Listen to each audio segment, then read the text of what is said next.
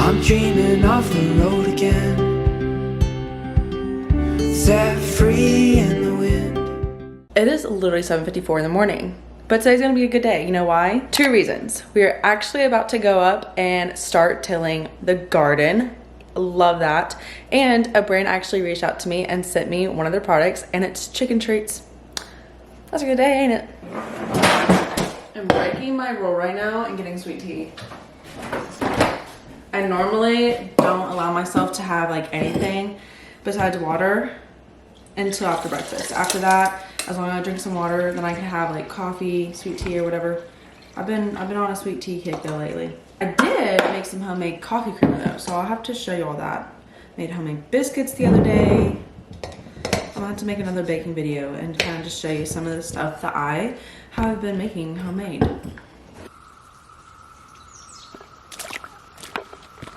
Yeah, I reckon. Mikey ate it, which it still don't run the best, but I'll figure that out over winter if I can just get tilled for now. Are y'all ready? Uncle Bob cut a tree down. Oh my gosh, he remembers that all the time.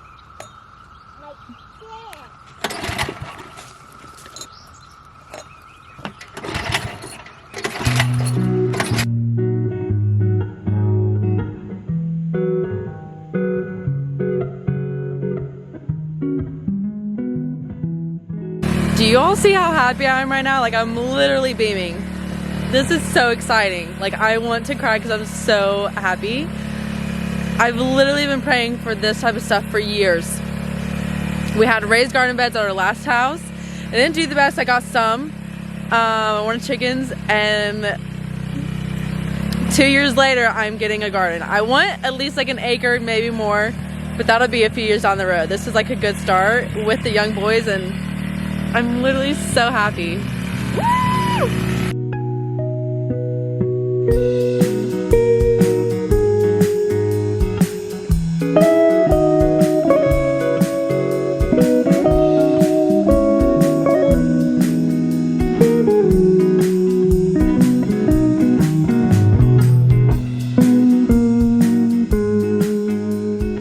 Also, I think we're opting out of getting any type of fruit trees this year just because we have so many of the cicadas out.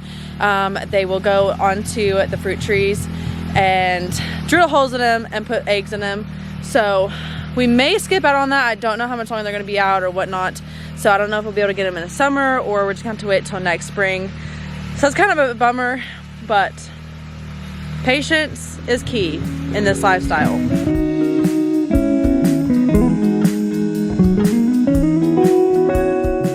Okay, so I'm sitting out here letting the boys play in the garage and sandbox.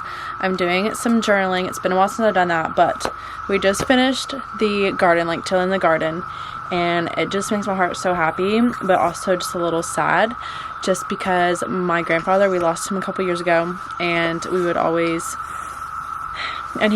have a little garden, and I just know that he would love watching us proceed with this journey of life. And it just makes me miss him a little bit. Plus, next month will be his like death anniversary, so it kind of stinks. It's another year, but it just is bittersweet. So I just want to journal that a little bit. And I also kind of like know a little bit of like what could be planted with what and what can't. But I'm also going to do a little bit of reading in this. I have another book as well that kind of talks about, you know, gardening stuff. But I love looking at this because it's just like literally from ages ago.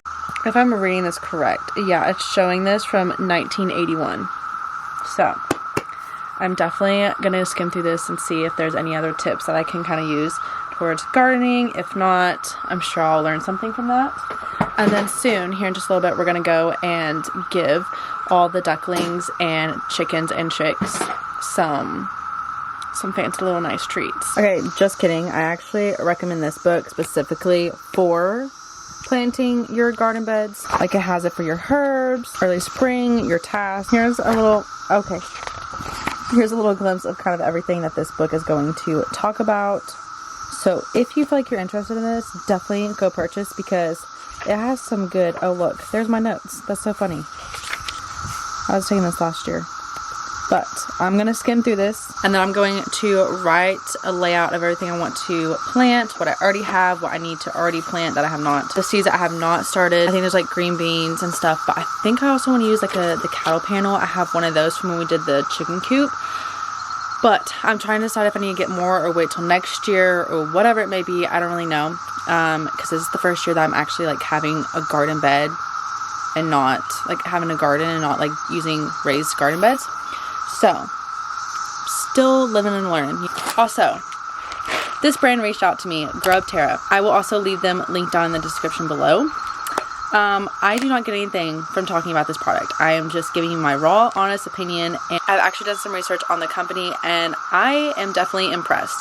So I'm going to tell you a little bit about their company, about this product, and also I'm going to treat our girlies. So GRUBTERRA's product is actually black soldier fly larvae, and they're actually farmed raised. This is something that I love about them. They are supporting small farms around the world, like USA, Canada, Costa Rica. One more quick little fact before we actually go and give the girlies some of the treat. Black soldier fly larvae are raised off of food waste that would have been thrown in the landfills. And for every 1 pound of grub purchased, 20 pounds of waste was diverted from landfills. 1, support small businesses. 2, taking care of waste.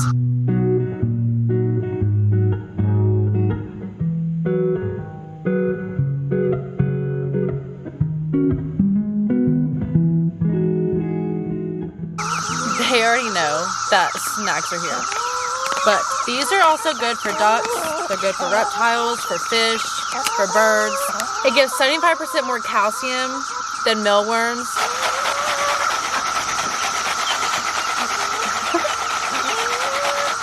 Alright, here we go. Y'all ready?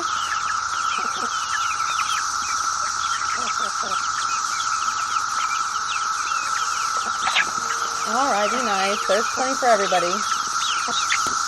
I'll have to take some to the duckies here soon because they're down at the creek. Oh my goodness, calm down.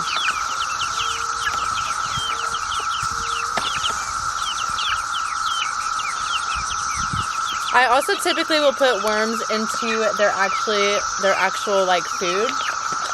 Just kind of like an extra little treat. There are some chickens and maybe even ducks that don't maybe free range as well as others. So this is why I also think it's a good supplement. I don't know if you have chickens or ducks yourself. I actually have these 2 black chickens and they don't go as far as my Easter egger and Rhode Island red ones. I actually have one in there that's trying to lay on eggs and I don't even have any roosters. So that's also another reason why I add stuff like this to their feed and just kind of mix it around as like a little treat. But obviously they love it. It's definitely something good, especially when it comes to winter time when you're lacking all the bugs, if you let them free range or whether they're, you know, stuck in there. But these bags come in different sizes.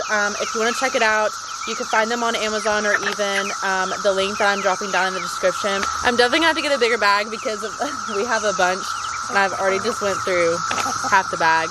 But I'm not even mad about it because I love giving them treats.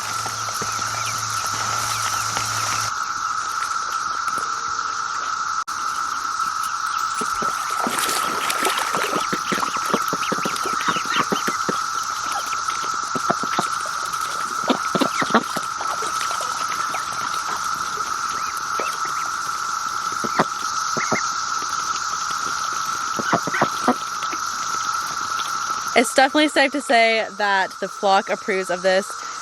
So once again, thank you so much for reaching out and sending us this bag. The flock loves it. I mean, look, we've already went through that much.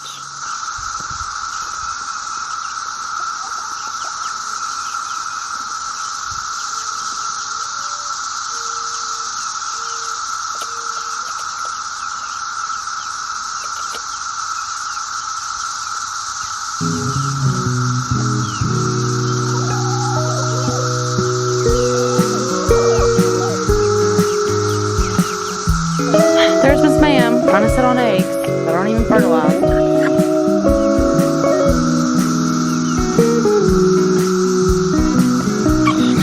I know, I'm sorry.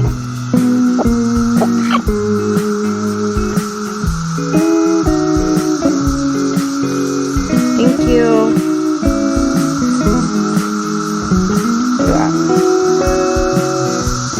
gorgeous.